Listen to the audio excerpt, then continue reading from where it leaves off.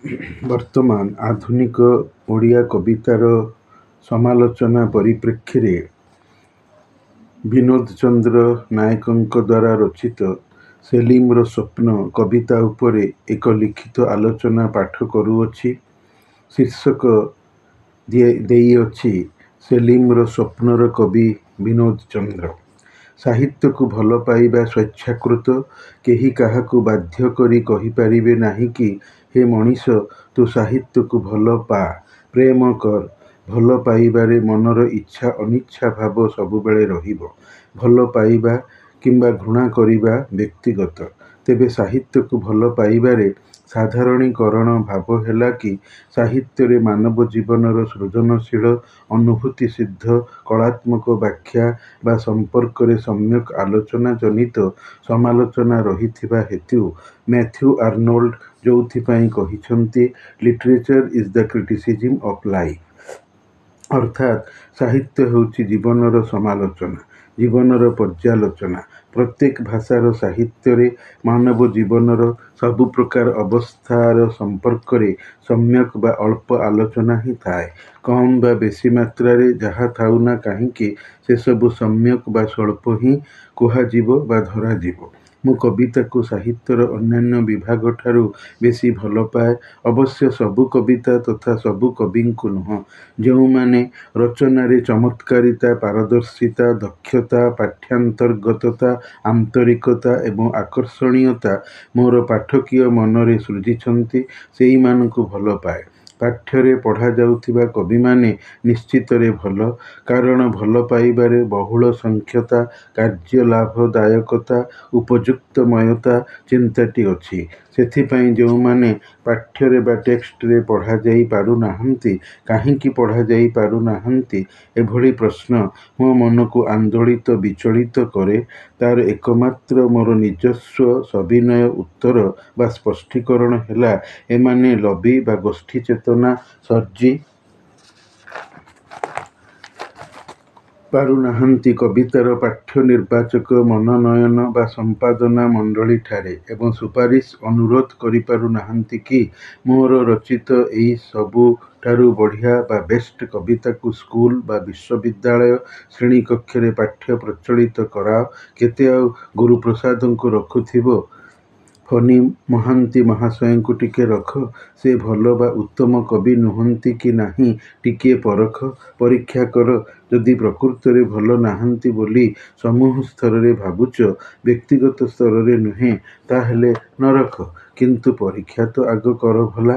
ଏଠି ମୁଁ ଫନୀ ମହାନ୍ତି ମହାଶୟଙ୍କୁ ଆକ୍ଷେପ କରୁନି, ଟିପ୍ପଣୀ ଦେଉନି, କେବଳ ମହାନ୍ତି ସାଙ୍ଗିଆ ହେତୁ ଯାହା ପଦପକା ଯୋଡ଼ିବାରେ ମାତ୍ର ନେଇଅଛି।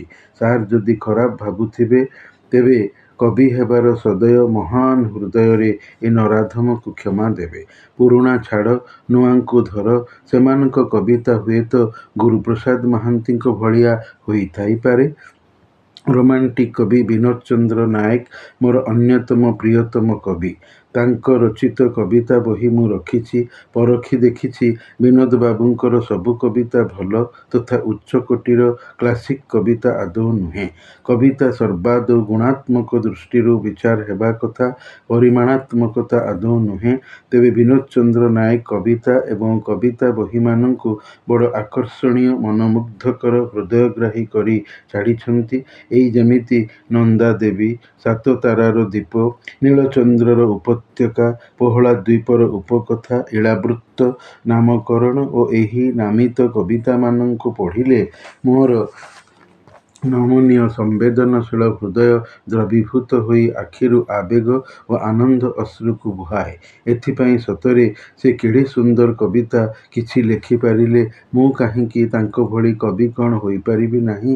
ମୋର କାନ୍ଦିବାକୁ ଦେଖି ମୋର ପାଖ ଲୋକେ ମୋତେ ପାଗଳ, ମାୟା ବୋଲି ଆକ୍ଷେପ କରନ୍ତି। ବେରସିକ କ'ଣ ଜାଣିବ ଆବେଗପ୍ରାଣ ରସସିକ୍ତତାକୁ? ସଂସ୍କୃତରେ କଥା ଅଛି ଅରସିକେଷୁ ରସସ୍ୟ ନିବେଦନମ୍। ଅର୍ଥାତ୍ ବେରସିକ ପାଖରେ ରସପୂର୍ଣ୍ଣ କଥା କେବେ କହିବ ନାହିଁ। ସେମାନେ ତୁମକୁ ଥଟ୍ଟା କରିବେ, ମଜାକ ଉଡ଼ାଇବେ।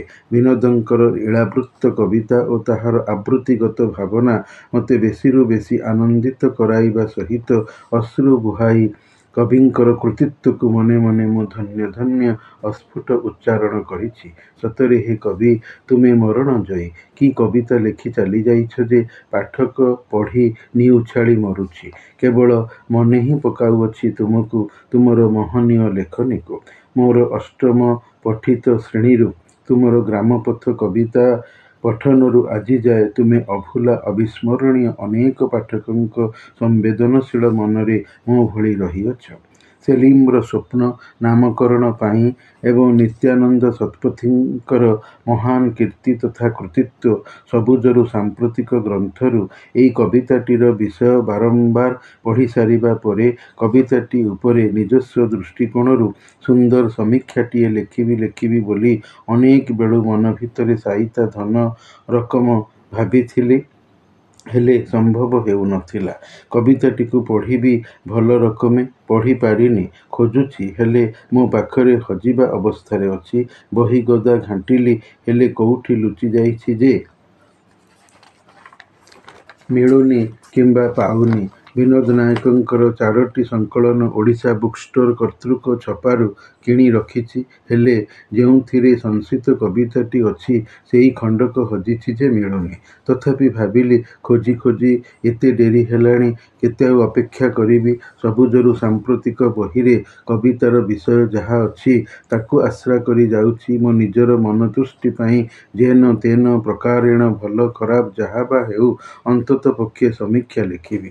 କବିତାଟି ମୋତେ ଅଥୟ ବ୍ୟସ୍ତ ବିବ୍ରତ କରୁଛି। ପାଠ୍ୟ ପ୍ରଚଳିତ ନୁହେଁ ସତ, ହେଲେ ବି ବିଫଳ ପ୍ରେମରେ ସେଲିମର ଚରିତ୍ରର ଦୁଃଖଦ ସ୍ଥିତି ମୋତେ ସେଇ କାଳ୍ପନିକ ହୋଇ ବି କଳ୍ପନାର ନୁହେଁ ବିଚାରା ଅସହାୟ ଯୁବ ବ୍ୟକ୍ତିତ୍ୱ ପାଇଁ ସମୀକ୍ଷା ଲେଖି ତାକୁ ଓଡ଼ିଆ କବିତା ପ୍ରେମୀ ଅନୁଗ୍ରାହୀ ସମବେଦନଶୀଳ ସହୃଦୟ ଶ୍ରୋତାଙ୍କୁ ଟିକିଏ ନିଜସ୍ୱ ବର୍ଣ୍ଣନୀୟ ଢଙ୍ଗରେ ସଳଖ ଦୃଢ଼ କରି ଠିଆ କରେଇବି ଆଉ କହିବି, ମୋ ବାପା, ମୋ ଧନମଣି, ଧନମାଳିରେ ସୁନା ଥାଳିରେ ତୋତେ ଗେଲ କରିବାକୁ ମନ ହେଉଛି। ଆଉ ଦୁଃଖ କରନା, ବିରହ ବଂଶୀ ବଜାନା। ଶୈଶବରୁ ସାଙ୍ଗ ପ୍ରତିବେଶୀ ହୋଇ ଶଶିକଳା ଭଳିଆ ବଢ଼ି ଯୌବନରେ ପହଞ୍ଚି ପ୍ରିୟା ଭାବିଥିଲୁ, ପତ୍ନୀ କରିବାକୁ ଚିନ୍ତିଥିଲୁ, ହେଲେ ଭାଗ୍ୟ ବାମ ବିଡ଼ମ୍ବନା ହେବାରୁ ପ୍ରେୟସୀ ପ୍ରେମିକା ପ୍ରେମାସ୍ପଦା ଆଉ ତୋର ପତ୍ନୀ ବିବି ହୋଇପାରିଲା ନାହିଁ। କ'ଣ ଆଉ କରିବୁ, ଝୁରି ଝୁରି ମରିବୁନି ମେରା ଲାଲ। ଅନ୍ୟ ପରିଣୀତାକୁ ଖୋଜି ଲୋଡ଼ି ଚଏସ କରି ନିକାହ ହୋଇଯିବୁ। ସେ ବି ତୋତେ ମୌଲବୀ କନ୍ୟା ଜାହାନ୍ନାରା ଭଳି ଦିଶିଯିବ। ଭାବି ପାରିଲେ ହେଲା। ମନ ସଫା କରି ଗାଡ଼ିଆକୁ ବି ଗଙ୍ଗା ବୋଲି ଭାବିନେବୁ ଧନ। ମୋ ସୁନାଟା ପରା ଆଉ ବିରହ ବଂଶୀ ଫୁଙ୍କୁନା। କିନ୍ତୁ ମୋ କହିବାରେ କିଛି ହେବ ନାହିଁ। କବିପ୍ରବର ପରା ତାକୁ ସେଇ ବଇଁଶୀ ଫୁଙ୍କିବା ସ୍ତରରେ କବିତା ପଞ୍ଜରରେ ସେଇମିତି ବିରହୀ ଲଖ୍ତେ ଜିଗର ବା ଦିଲ୍ କା ଟୁକୁଡ଼ା ତଥା ଦିଲ୍ କା କ୍ୟା କସୁର କରି ରଖିଦେଇ ଇଂରାଜୀ କବି ପି.ଭି. ଶେଲିଙ୍କର ସେଇ ବାକ୍ୟ our sweetest songs are those that tells saddest thoughts, ଅର୍ଥାତ୍ ଆମର ସେଇ ଜୀବନ ସଙ୍ଗୀତ ଗୁଡ଼ିକ ମହାନ, ଯାହାକି ଆମକୁ ଦୁଃଖରେ ଅଭିଭୂତ କରାଏ। ସେଲିମର ସ୍ୱପ୍ନ ସେହିଭଳି ଏକ କରୁଣ ରସାଶ୍ରିତ ରସସିକ୍ତ କବିତା, ଯାହାକି ପାଠକ ହୃଦୟକୁ ବେଦନାୟିତ କରାଏ, ଠିକ୍ ମୋ ଭଳି ଜଣେ ପାଠକ। ପ୍ରେମ କରିବା, ଭଲ ପାଇବା ଏବଂ ବାହା ହେବା ଏକା କଥା ଜମାରୁ ନୁହେଁ। ସବୁ ଭାବନା ସତ ହୁଏ ନା। ଭାବନା ଏକ ଆବେଗିକ ଖିଆଲ, କରିବା ସ୍ୱେଚ୍ଛାକୃତ ମନସୀକୃତ। ଚାହିଁଲେ ହେବ। ଏଇ ଚାହିଁବା ଦୁଇ ପକ୍ଷ, ଏକ ପକ୍ଷ କଦାପି ନୁହେଁ। ଜାହାନ୍ନାରା ଚାହିଁ ନ ଥାଇପାରେ କିମ୍ବା ତାର ଘରଲୋକେ ହୁଏତ ଚାହିଁଲେ ନାହିଁ। ଇଂରାଜୀରେ ଗୋଟିଏ ଗପର ନାମ ହେଲା marriage is a private affair, ଅର୍ଥାତ୍ ବିବାହ ବ୍ୟକ୍ତିଗତ ବ୍ୟାପାର।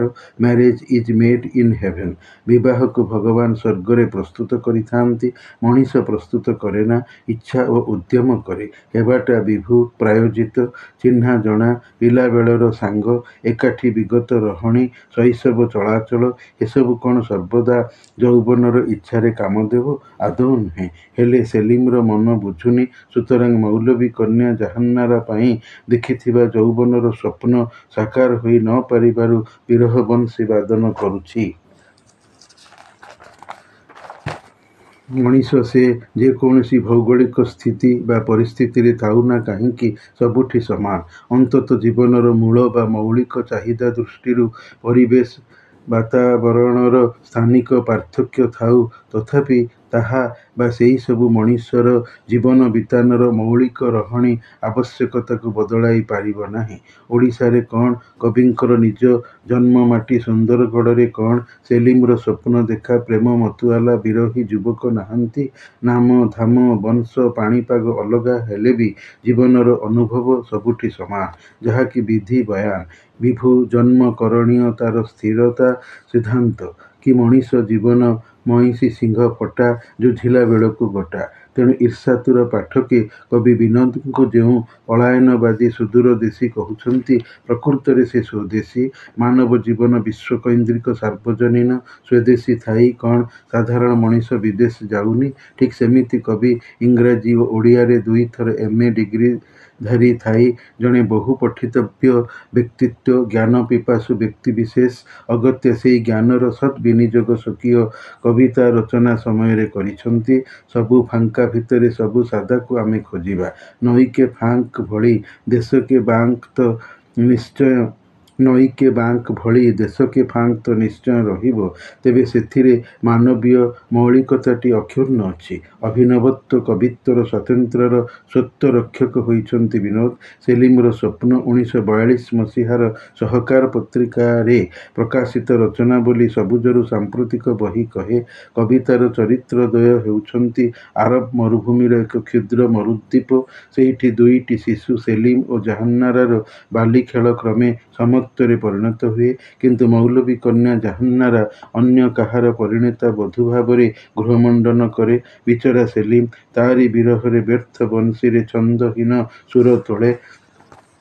ଲକ୍ଷ୍ୟ କରିବାର କଥା ଯେ ଅସଂଯୁକ୍ତ ହେଲେ ବି କବିତାରେ ମାଡାଗାସ୍କାର ଲବଙ୍ଗ କ୍ଷେତର ବର୍ଣ୍ଣନା ଓ ଉପଳ ବ୍ୟଥିତ ନାଇଜର ନଦୀତୀରରେ ଦିଗମ୍ବରୀ ନିଗ୍ରୋ ଯୁବତୀମାନଙ୍କର କାମ ଉଦ୍ବେଗ ଗତି ଓ ଅଭିସାର ସହିତ ସେଲିମ ଓ ଜାହାନ୍ନାରା ଉପାଖ୍ୟାନର କୌଣସି ସମ୍ପର୍କ ନାହିଁ। ପରନ୍ତୁ କବିଙ୍କର କାବ୍ୟବିଳାସ ଭାବ ପ୍ରକାଶର ମୁଖ୍ୟ ଅଂଶ ରୂପେ ଗୃହୀତ। ସେଲିମର ସ୍ୱପ୍ନ କବିତା ସମ୍ପର୍କରେ ସମାଲୋଚକ ଡକ୍ଟର ନିତ୍ୟାନନ୍ଦ ଶତପଥୀ ତାଙ୍କର ସବୁଜରୁ ସାମ୍ପ୍ରତିକ ଉତ୍ତମ କୃତିତ୍ୱର ବହିରେ ଏଇମିତି ବ୍ୟାଖ୍ୟା ଓ ବୟାନ ଦେଇଛନ୍ତି। ରୋମାଣ୍ଟିକ କବି ଡକ୍ଟର ମାୟାଧର ମାନସିଂହ ଯଥାର୍ଥରେ ପ୍ରେମ ସମ୍ବନ୍ଧରେ କହିଛନ୍ତି, ପ୍ରେମ ନୁହେଁ ଦେହ ଦେହୁଁ ଭୋଗ ଅନ୍ୱେଷଣ, ପ୍ରେମ ଏକ ଆତ୍ମା ଲାଗି ଅନ୍ୟର ବନ୍ଧନ, ପ୍ରେମପୂର୍ଣ୍ଣ ସମର୍ପଣ ଏକ ଅନ୍ୟ ପାଇଁ, ପ୍ରେମ ଆନ ଲାଗି ଦେବା ନିଜକୁ ହଜାଇ। ସେଲିମ ସତରେ ଜାହାନ୍ନାରାର ସ୍ମୃତିରେ ବଂଶୀବାଦନ ରୀତିରେ ନିଜକୁ ହଜାଇ ଦେଇଅଛି। ତ୍ୟାଗରେ ପ୍ରେମର ମହାନତାକୁ ଫୁଟାଇଛନ୍ତି ସଂଶିତ ଅନାମଧେୟ କବିତାଟିକୁ ରଚନା କରି କବି ବିନୋଦ ଚନ୍ଦ୍ର ନାୟକ। ଆଉ ମୋ ଭଳି ପାଠକ କବିତାଟିକୁ କଦାପି ସାମାନ୍ୟ ମନେ କରି ନାହିଁ, ଗୁରୁତର ମନେ କରିଛି ବୋଲି ସମୀକ୍ଷାଟିଏ ଲେଖିଅଛି। ରୀତିଯୁଗୀୟ ଅନ୍ୟତମ ପ୍ରମୁଖ ଗୀତିକବି ବନମାଳୀ ଦାସ ଯେମିତି ଲେଖିଛନ୍ତି, ତୋତେ ଶରଣ ଗଲିରେ ମୁରଲୀ, ଦିନେ ନ ଡାକିବୁ ରାଧିକା ବୋଲିରେ ପଦ୍ୟ। ସେଲିମର ସ୍ୱପ୍ନର ଜୀବନରେ ଠିକ୍ ତତୁଲ୍ୟ ଅବସ୍ଥା ଆସିନାହିଁ କି? ସୁତରାଂ କବି ବିନୋଦ ବିଦେଶୀ, ପଳାତକ ବୋଲି ଅନ୍ତତଃ କେମିତି କୁହାଯିବେ? ପୃଥିବୀ ସାରା ମଣିଷ ତାଙ୍କ କବିତାରେ ଏକୀଭୂତ ହୋଇପାରିଛନ୍ତି।